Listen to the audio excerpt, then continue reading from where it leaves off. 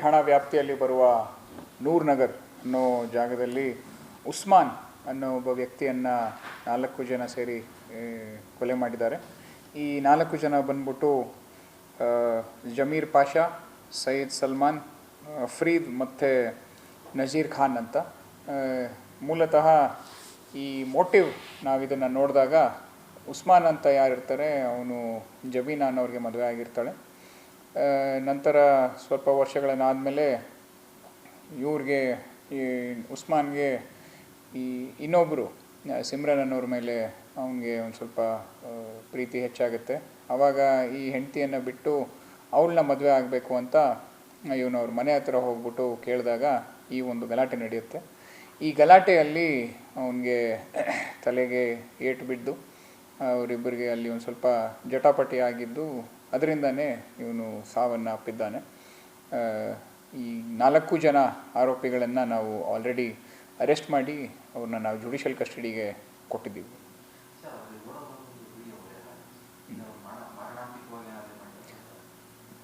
ಇವಾಗ ಅದನ್ನು ನಾವು ಎಲ್ಲ ವಿಡಿಯೋ ಎವಿಡೆನ್ಸನ್ನು ನಾವು ಇದನ್ನು ಕಲೆಕ್ಟ್ ಮಾಡಿಕೊಂಡು ಪರಿಶೀಲನೆ ಮಾಡ್ತಾ ಇದ್ದೀವಿ.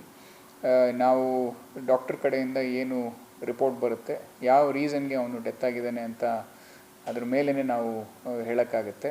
ಅವನಿಗೆ there were no blood injuries on him, but ಅವನಿಗೆ ತಲೆಗೆ ಒಂದು ಏಟಾಗಿದೆ ಅಂತ ಒಂದು ವಿಚಾರವನ್ನು ಡಾಕ್ಟ್ರು ನಮಗೆ ತಿಳಿಸಿದ್ದಾರೆ. ಅದ್ರ ಮೇಲೇ ನಮ್ಮ ಇನ್ವೆಸ್ಟಿಗೇಷನ್ನ ನಾವು ಮುಂದುವರಿಸ್ತೇವೆ.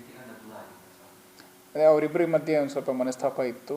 ಅವರು ಒಟ್ಟಿಗೆ ಇರಲಿಲ್ಲ, ಒಂದು ಸ್ವಲ್ಪ ಅನಾರೋಗ್ಯದಿಂದ ಇದ್ಲು ಅಂತ, ಹೆಂಡತಿಗೆ ಅನಾರೋಗ್ಯದ ವಿಚಾರದಲ್ಲಿ ಸ್ವಲ್ಪ ದೂರ ಆಗಿದ್ದರು ಅಂತ ನಮಗೆ ನಮ್ಮ ಪ್ರಾಥಮಿಕ ತನಿಖೆಯಲ್ಲಿ ತಿಳಿದು ಬಂದಿದೆ. ಅದೇ ರೀತಿ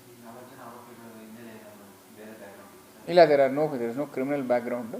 ಅವ್ರಿಗೆ ಏನು ಆ ಥರ ಏನೂ ಇಲ್ಲ. ಅವರು ಆಲ್ ಫ್ಯಾಮಿಲಿ ಮೆಂಬರ್ಸ್.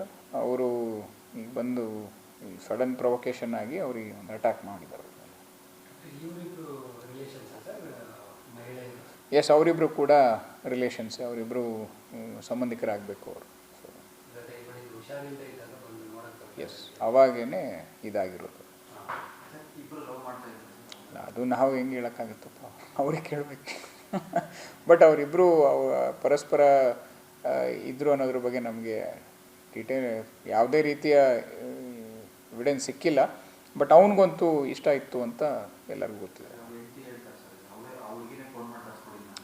ಅದನ್ನು ಅಗೇನ್ ದಟ್ ಇಸ್ ಸಮಥಿಂಗ್ ನಾವು ಇನ್ವೆಸ್ಟಿಗೇಷನಲ್ಲಿ ಅದನ್ನು ನಾವು ನೋಡಬೇಕಾಗುತ್ತೆ.